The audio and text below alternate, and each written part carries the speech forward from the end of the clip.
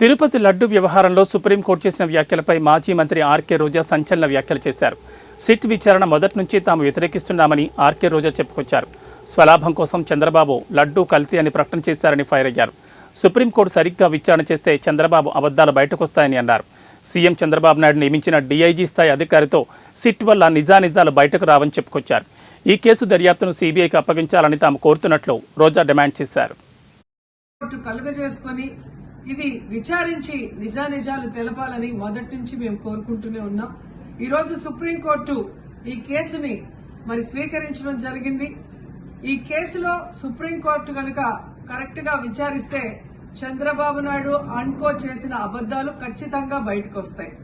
ఎందుకంటే మీరే చూశారు, చంద్రబాబు నాయుడు లాంటి వాళ్ళు ఒక సీఎం స్థాయిలో ఉండి తప్పు జరిగిందా లేదా అని విచారణ చేయకుండా, ఎటువంటి సాక్ష్యాధారాలు లేకుండా కేవలం జగన్మోహన్ రెడ్డి గారిని టార్గెట్ చేయాలి, ఆయన మీద నింద వేయాలి, ఆయన్ని హిందువులకి దూరం చేయాలన్న ఒక దురుద్దేశంతోనే ఈ యొక్క కామెంట్ చేశాడు అనేది స్పష్టం కాబోతుంది.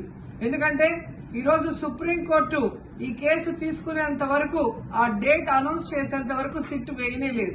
అంటే ఉన్నత స్థాయి విచారణ ఎక్కొట్టాలి, ఉన్నత స్థాయి విచారణ జరిగితే తాను చెప్పిన అబద్దం బయటపడుతుందన్న భయంతో సిట్ ని హడావిడిగా ఏర్పాటు చేయడం మనందరం కూడా గమనించాలి. మొదటి నుంచి మాకు సిట్ మీద ఎందుకు నమ్మకం లేదు అంటే, తన పరిధిలో ఉన్న సిట్ ని